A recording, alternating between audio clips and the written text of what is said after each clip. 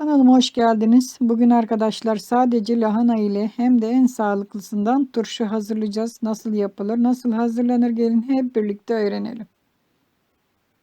Bugün sadece lahana ile turşu hazırlayacağız. Hem de en sağlıklı turşuyu hazırlayacağız. Doktorların önerdiği sağlıklı turşuyu yapacağız. Burada bir adet lahana var. Şimdi lahanayı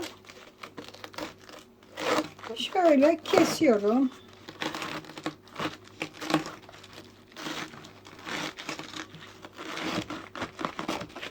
Çok sıkı ve bir lahana almışım pazarda. Gördüğünüz gibi yarısını kestim.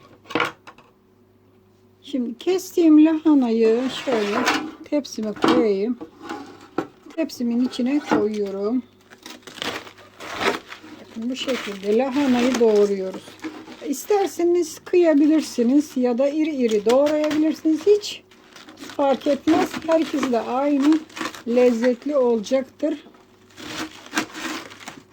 İşte bu şekilde şöyle iri parçalar halinde bu sefer böyle yapacağım. Daha önce sizlere birçok turşu tarifi vermiştim.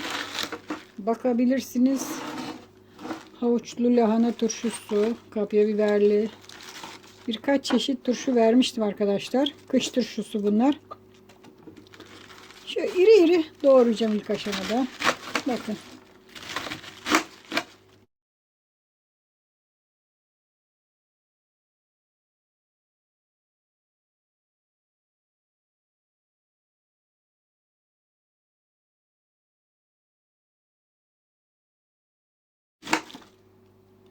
Evet.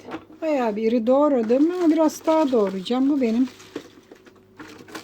kabıma az gelecek. Biraz daha doğrayalım. Bu turşunun suyunu da kaşık kaşık için çünkü çok faydalı.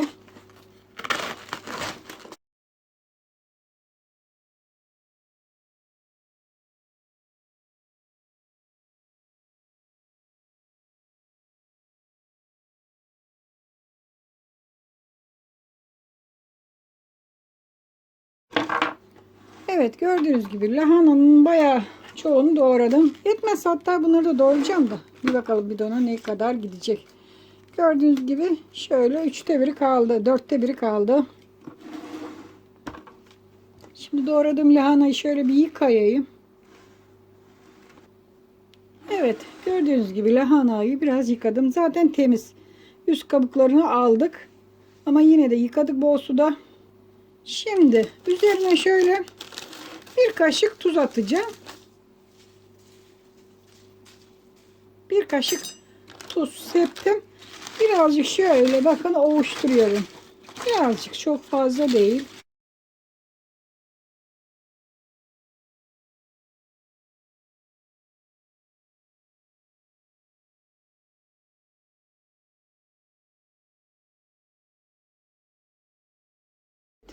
Elimle birazcık ovuşturdum. Çok fazla değil. Şimdi hemen turşu bidonuna koyacağım. Şöyle nasıl koyacağım? Şurada benim 5 kiloluk bir kavanozum var. Cam kavanoz. Normal turşu bidonlarına da koyabilirsiniz. Hazırladığımız lahanaları içine bırakıyoruz.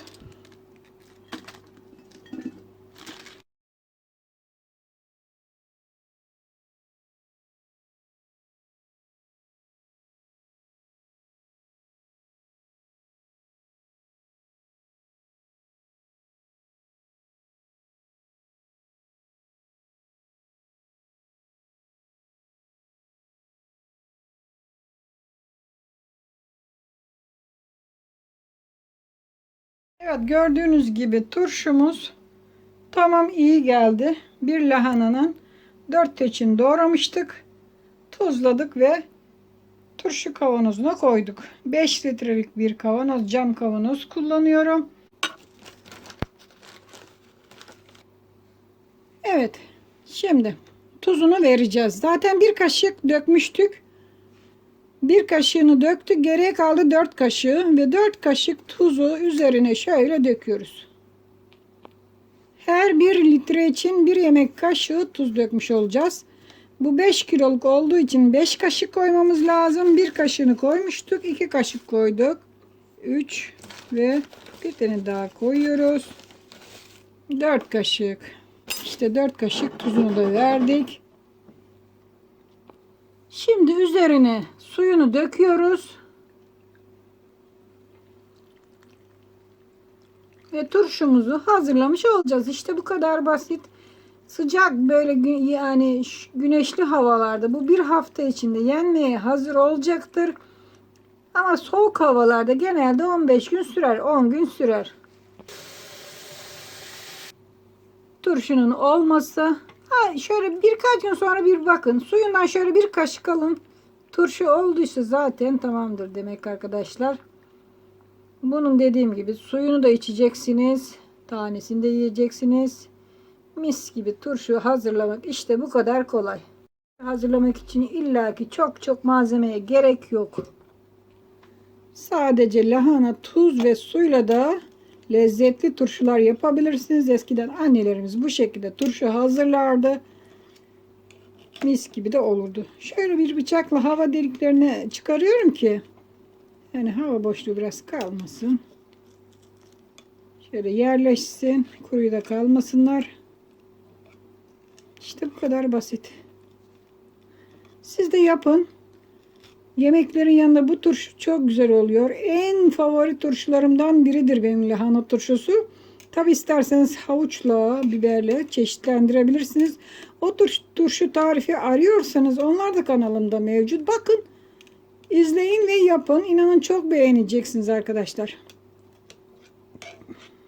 Tamamdır. Kapağını kapatalım ve turşumuzu karanlık bir yerde muhafaza edelim. Şöyle güzel kapansın. İşte.